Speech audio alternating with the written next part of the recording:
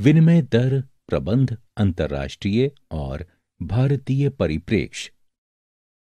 अंतर्राष्ट्रीय परिप्रेक्ष्य, स्वर्णमान और ब्रेटन वुड्स प्रणाली। स्वर्णमान का उपयोग आमतौर पर वस्तु आधारित मौद्रिक शासन का वर्णन करने के लिए किया जाता था, लेकिन समय के साथ साथ इस प्रणाली का कोई भी निश्चित रूप या सीमा नहीं रही। उस समय सिक्कों में प्रयोग हुई वास्तविक सामग्री ही मुद्राओं की विनिमय दर निर्धारित करती थी। दरों में एक ऊपरी सीमा और एक निचली सीमा के बीच उतार चढ़ाव होता रहता था। इन सीमाओं का निर्धारण दोनों करेंसियों के निर्माण में आई लागत के अंतर द्वारा होता था, जिनमें उनका द्रवण, प्रेषण और सिक्के की ढलाई की लागत शामिल थी।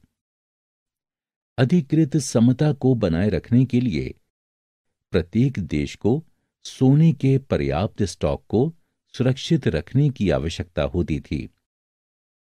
ब्रेटन वुड्स प्रणाली का उद्देश्य विभिन्न स्वतंत्र राज्यों के बीच मौद्रिक संबंधों का निष्पादन करना था।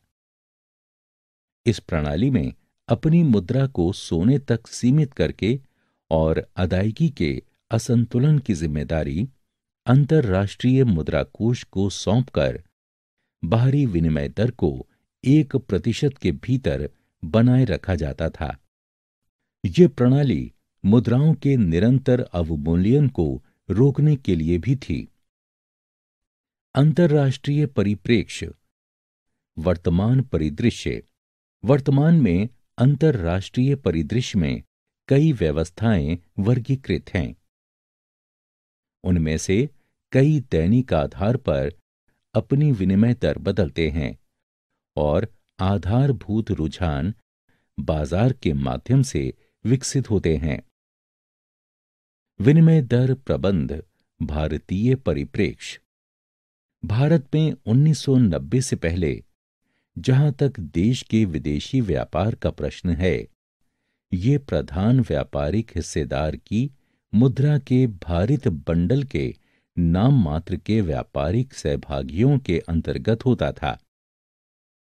इस परिप्रेक्ष्य में प्रचलित ब्रेटन वुड्स प्रणाली के साथ समन्वय स्थापित करने में 1966 तक भारतीय रुपए का 36.5% से अवमूल्यन हो चुका था। मार्च 1993 के बाद विनिमय दर का निर्धारण थोड़ा बहुत बाजार में मांग और पूर्ति की स्थिति के आधार पर होने लगा। इस प्रकार विनिमय दर को परिवर्तनीय प्रबंध के सिद्धांतों द्वारा नियंत्रित किया जाता था। इसमें किसी संघ को नियत नहीं किया जाता था, न ही पूर्व घोषणा की जाती थी। केवल एक अलग पद्धति के भीतर रहकर दरों की गतिविधियों का पता लगाने के लिए अंतर्निहित मांग और पूर्ति की परिस्थितियों को स्वीकार किया जाता था।